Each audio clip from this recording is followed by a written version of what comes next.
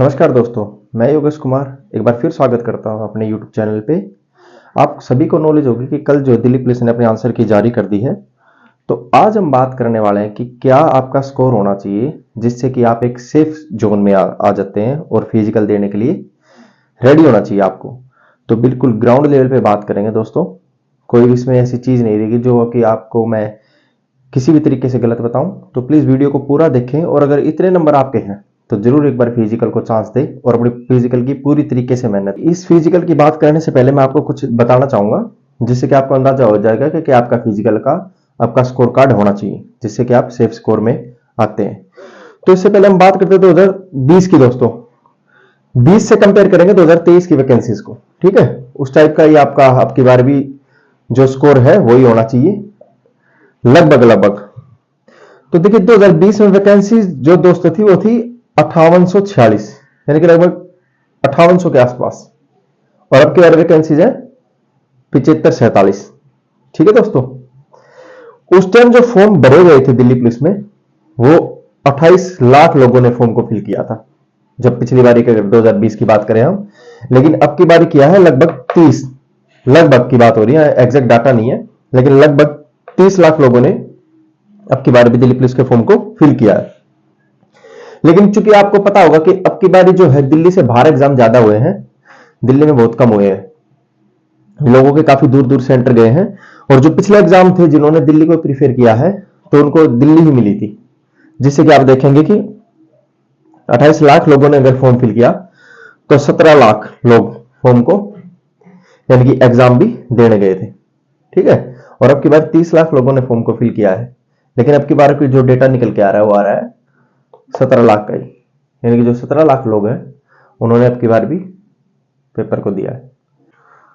तो अब बात करते हैं दोस्तों रिटन टेस्ट के बाद की। रिटन टेस्ट जब आपका हो जाता है तो बात आती है फिजिकल टेस्ट की।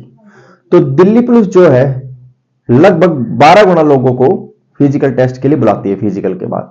ठीक है, यानी कि आपकी जितनी वैकेंसीज होती है उसका 12 टाइम्स जो कैंडिडेट्स बचते हैं उनको फिजिकल के लिए बुलाया जाता है। ठीक है, तो देखिए पिछली बारी आप देख रहे हैं कि लगभग इतनी वैकेंसी थी आपकी, तो उसका 12 गुना अप्रोक्स मैं आपको बता रहा हूं कि 70,000 लोगों को फिजिकल के लिए बुलाया गया था।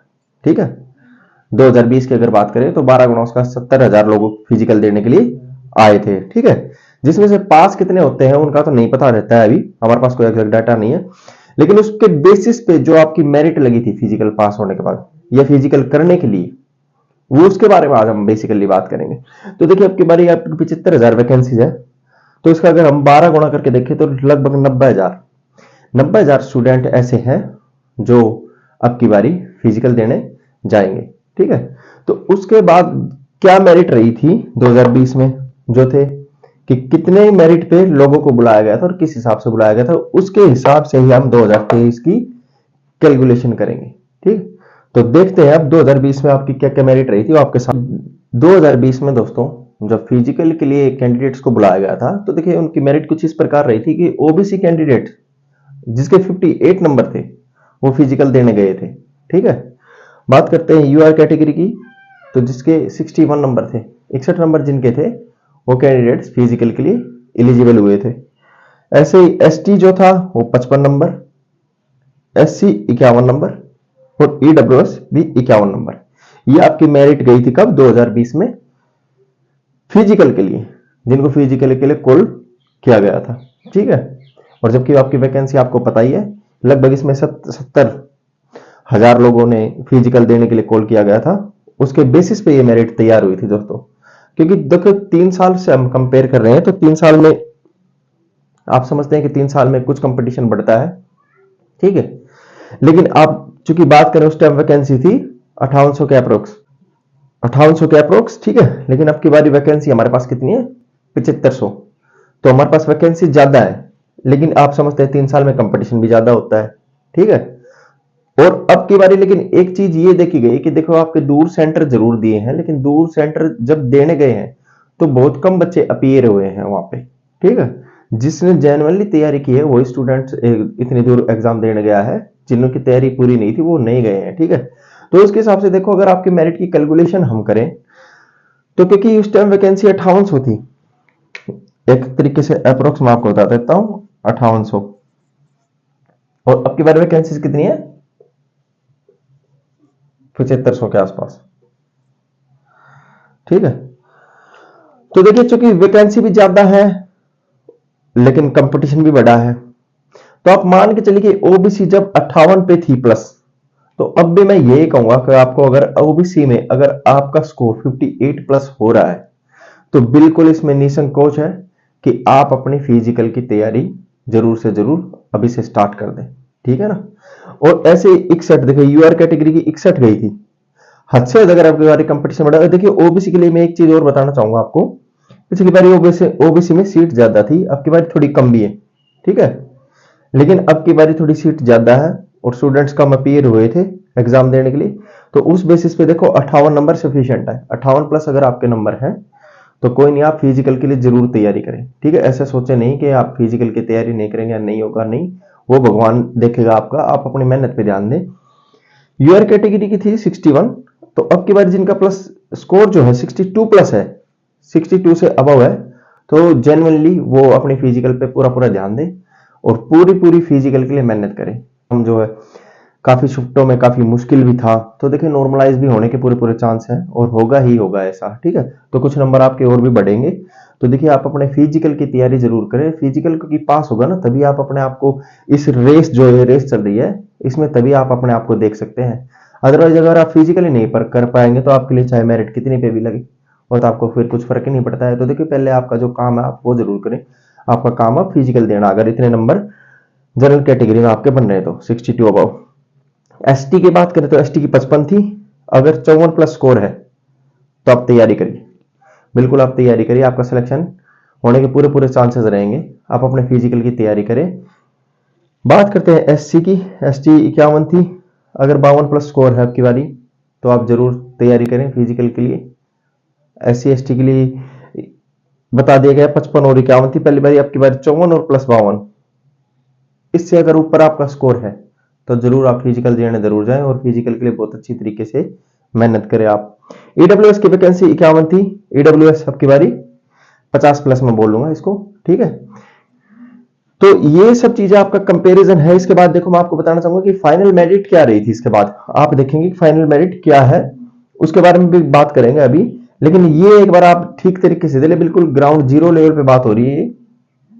अगर आपका स्कोर इतना बन रहा है, अपने अपनी कैटेगरी को आप देख सकते हैं, तो जरूर से जरूर आप मेहनत करें और आप फिजिकल देने जरूर जाएं। ठीक है ना, ये आपकी सेकंड स्टेज है तो अपनी सेकंड स्टेज को क्लियर करें। इस रेस में एक लास्ट स्टेज रह जाएगी, फिर उसको भी अगर आपने 2 स्टेज पे अच्छी तरीके से मेहनत की है तो कोई नहीं, मेहनत आपकी खराब नहीं जाएगी। भगवान ना करे आप किसी भी वजह से रह जाते हैं तो मैंने आपको बता ही रखा है, मैं डीएसएसबी की तैयारी करा रहा हूं, मेरे चैनल के साथ जुड़े रहें, क्योंकि डीएसएसबी एक ऐसा ही प्लेटफॉर्म है, बिल्कुल सेम ऐसा ही है, आपको कभी फर्क ही नजर नहीं आएगा। ठीक है ना, तो कोई दिक्कत नहीं है, हताश निराश होने की जरूरत नहीं है, आपकी मेहनत आप करें, बाकी फल देना तो देखो भगवान के हाथ में होता है। तो कभी भी डीमोटिवेट नहीं हो, आपके लिए दूसरी वैकेंसीज भी अभी रेडी हो रही हैं, तो कोई दिक्कत नहीं है, आप इसको देखें और दूसरी वैकेंसीज को भी देखें। ठीक है, जो डीएसएसबी में अभी निकाली है तिहाड़ जेल के लिए, तो ये है। इसके कंपैरिजन हम फाइनल कट ऑफ का एक बार एनालाइज करते हैं कि इसके बाद फाइनल कट ऑफ क्या रही थी। तो जो 2020 में दोस्तों फाइनल मेरिट रही थी वो आपके सामने है, देखिए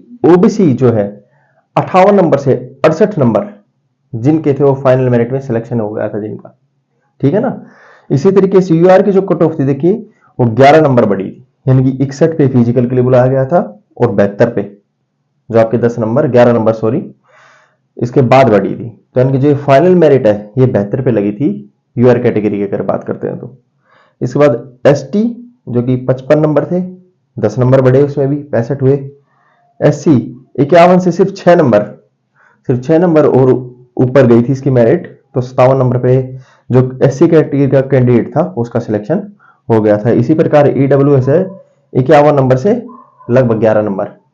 तो औसतन आप मान के चल सकते हैं दोस्तों कि अब की बार भी रिजल्ट कुछ ऐसा ही होने वाला है, हालांकि अब की बार लोग बाहर गए हैं एग्जाम्स को देने। ठीक है, तो आप मान के चल सकते हैं कि ओवरऑल जो इस बेसिस पे ये मेरिट लगी है सेम इसी तरीके से ये मेरिट भी लगेगी, यानी कि ओबीसी कैटेगरी में अगर आप हैं तो आपका सिलेक्शन आप मान के चलिए 67 to 70, नंबर में आपका सिलेक्शन होने के पूरे पूरे चांसेस है।